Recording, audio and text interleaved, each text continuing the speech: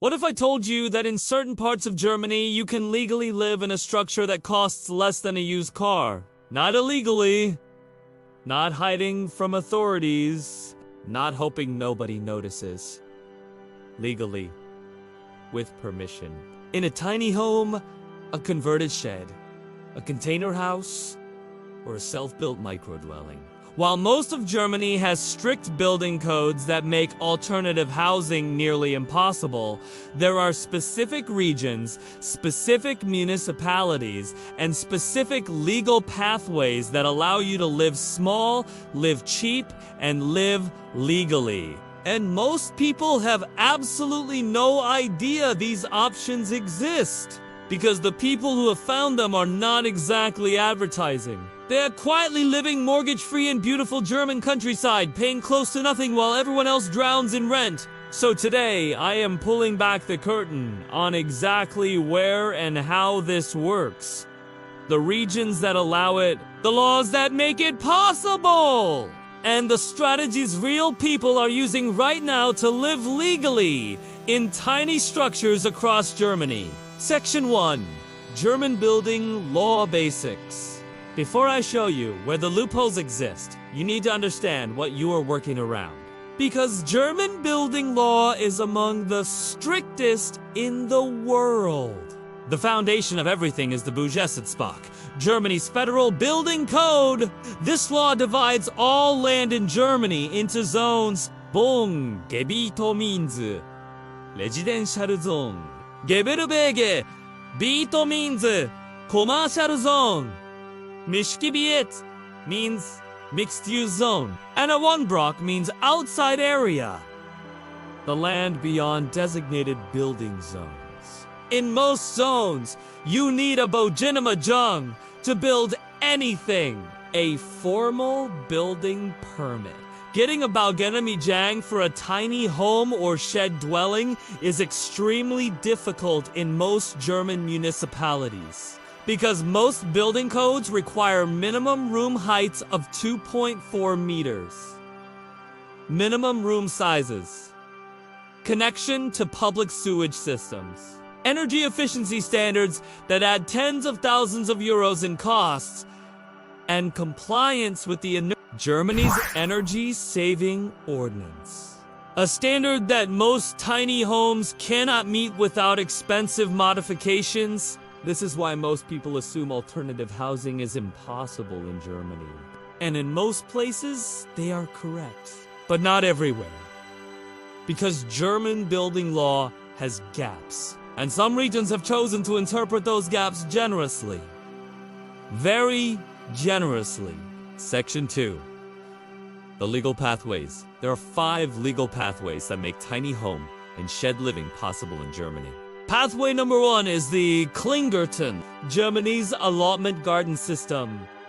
There are over 1 million Kleingarten across Germany, small plots of land in designated garden colonies.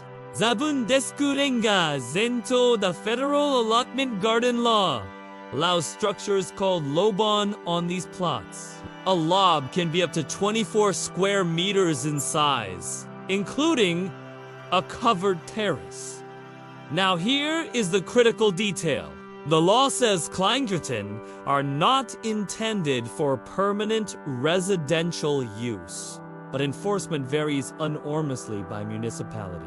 In some cities, the rules are strictly enforced. In others, particularly in Eastern Germany, people have been living permanently in their Kleingarten for decades with full knowledge of local authorities who simply look the other way.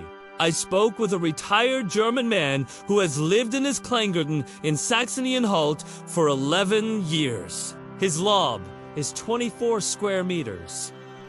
He pays 150 euros per year in lease for the plot. His water comes from a well.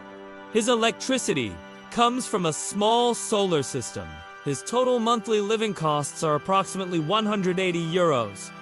He told me the municipality knows he lives there. His neighbors know.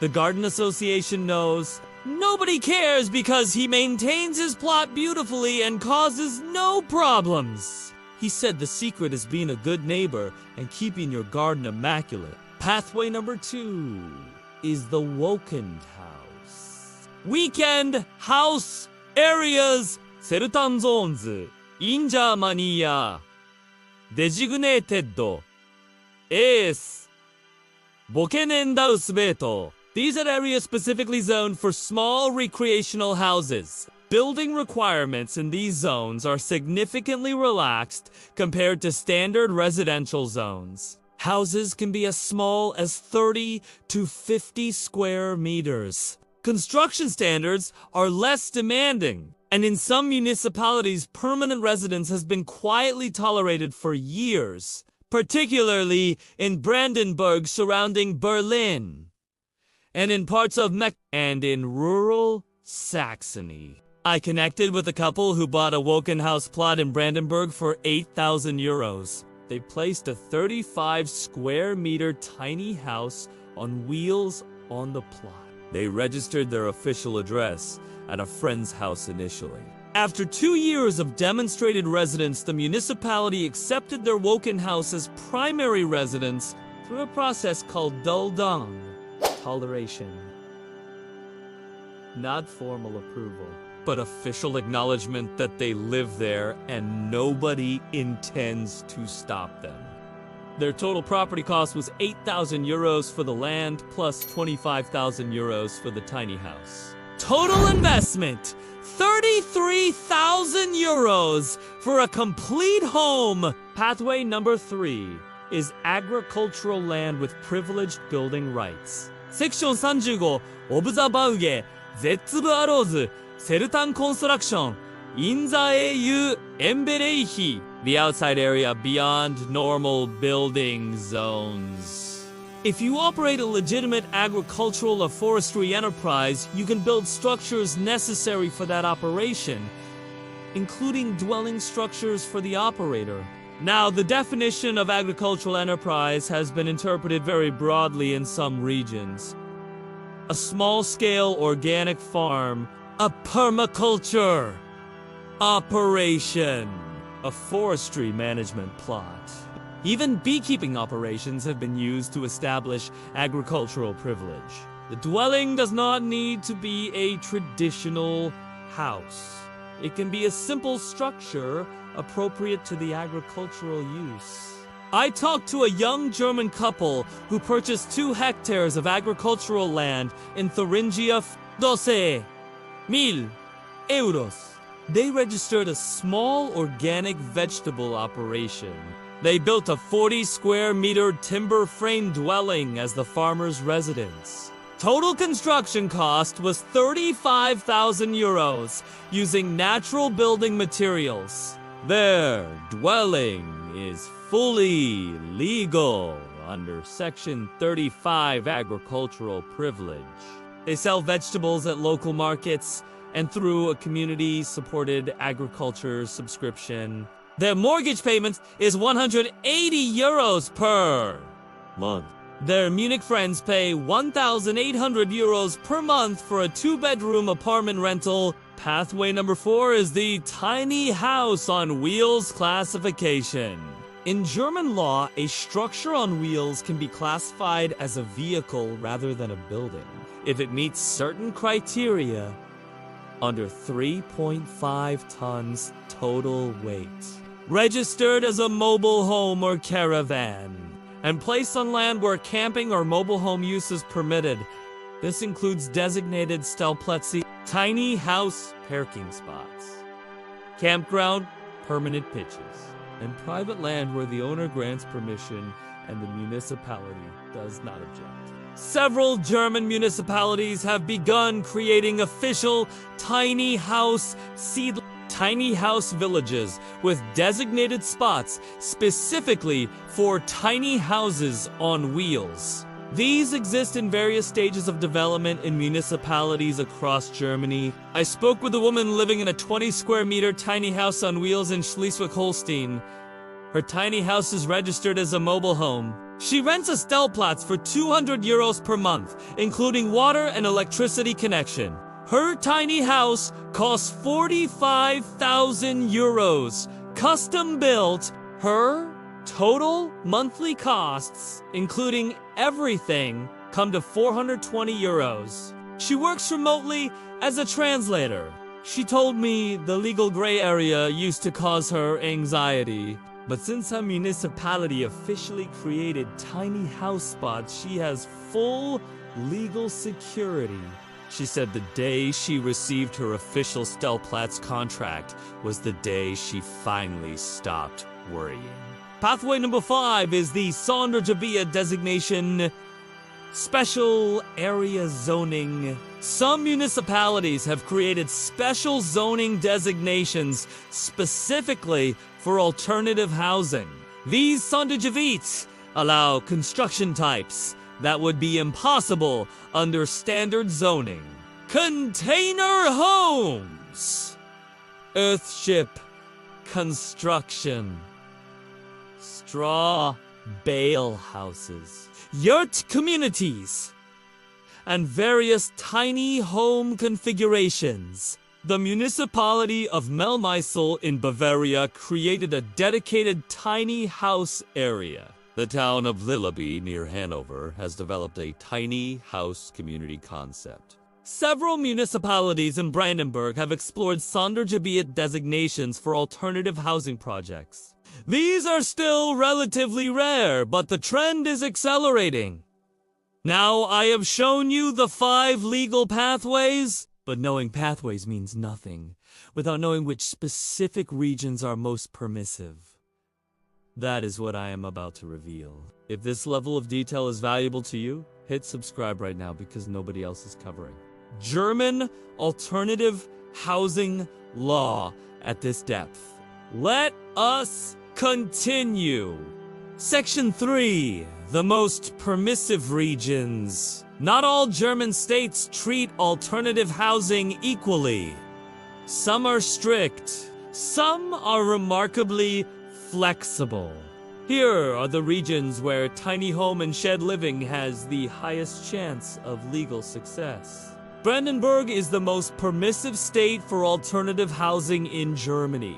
The combination of low population density, abundant cheap land, relaxed municipal enforcement, and proximity to Berlin creates ideal conditions. Many Brandenburg municipalities operate on complaint-driven enforcement. This means if nobody complains, nobody investigates. If nobody investigates, nobody orders removal. Large numbers of Wochenendhaus areas exist throughout Brandenburg, some with permanent residents who have lived there for 20+ years without any legal challenge. Land prices in rural Brandenburg start at 123 euros per square meter. A 1,000 square meter plot can cost as little as 1,000 to 3,000 euros. Mecklenburg-Vorpommern follows a similar pattern. Germany's least densely populated state. Municipal offices are often understaffed and focused on larger priorities than checking whether someone's garden shed has a bed in it. Huge areas of cheap land are available. The Baltic coast and lake districts provide stunning natural settings. I connected with a British artist who lives in a converted shipping container on rural land in Mecklenburg. He bought 3,000 square meters of land for 4,500 euros. His container conversion costs 15,000 euros. He has solar panels, a composting toilet, and rainwater collection. His total monthly costs are 120 euros. He told me in 4 years, nobody from any authority has ever visited or questioned his dwelling. His nearest neighbor is 800 meters away and waves hello when they pass on the road. Thuringia and Saxony also offer permissive conditions. Both states have significant rural deep. Both have municipalities desperate for any new residents regardless of housing type. Both have agricultural land available at extremely low prices. and both have local governments that pragmatically tolerate alternative housing rather than strictly enforcing codes against it.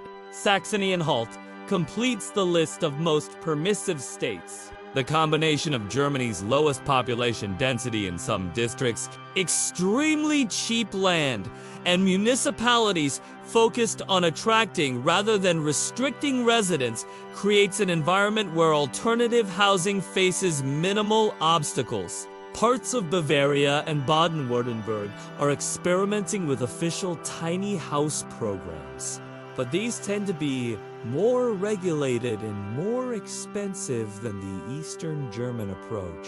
Schleswig-Holstein has emerged as surprisingly progressive, with several municipalities actively creating tiny house infrastructure. Section 4, the honest warnings. Now let me be completely honest about the risks, because ignoring them would be irresponsible. Warning number 1. Darudangu is not Genemigungu. Toleration is not permission. A municipality that tolerates your shed dwelling today can change its position tomorrow. A new mayor. A new neighbor who complains. A new building inspector who decides to enforce the rules. If your dwelling lacks formal approval, you have no legal protection against removal orders. Warning number 2. No official address means no and no Anmeldung means significant problems in Germany. Without registration, you cannot access health insurance properly. You cannot vote. You cannot receive mail officially. You face issues with banking, employment contracts, and government services. Some people solve this by registering at a friend's address. This is technically illegal and carries its own risks. Warning number 3. Insurance is complicated for non-standard dwellings. Standard House, Latoba Shingling, Ando Gebu Deba, Shikerung, May not Kabatini Homes, Container OR Shed Dwellings. Specialized insurance exists but is more expensive and harder to find. Warning number 4. Resale value is uncertain. A tiny home on someone else's land has very different value than a traditional house. A shed conversion has limited market appeal. If you need to sell quickly, your options may be extremely limited. Warning number 5. Winter in a small structure is a serious engineering challenge. German winters are cold. Heating a tiny space efficiently requires proper insulation and ventilation. Condensation problems in small spaces can cause mold. And mold in a 20 square meter space is a health crisis, not just an inconvenience. So there you have it, the complete truth about legally living in a tiny home or shed in Germany. 5 legal pathways that create genuine possibilities, 6 permissive regions where enforcement is minimal, and 5 honest warnings that anyone considering this path must understand. This lifestyle is not for everyone. It requires comfort with legal gray areas. It requires self-reliance in heating, water, and waste management. It requires acceptance that your housing situation may lack the permanence of traditional ownership. And it requires genuine willingness to live small in a culture that still largely values living big. But for the right person, this is genuine freedom. Freedom from rent. Freedom from mortgage. Freedom from the monthly financial anxiety that dominates most people's relationship with housing. A 24 square meter Kleingarten lot that costs 150 euros per year. A tiny house on wheels for 420 euros per month total. A container home in Mecklenburg for 120 euros monthly. These are not theoretical numbers. These are real people living real lives right now in Germany. Legally, peacefully, and for almost nothing. Which pathway surprised you the most? Tell me in the comments, and tell me whether you would consider living in a tiny structure in Germany. Subscribe now, because next week, I am releasing a complete guide to buying cheap land in Germany, including the exact legal classifications you need to look for. Hit like so! This reaches people who think affordable housing in Germany is impossible. It is not impossible. You just have to be willing to think smaller.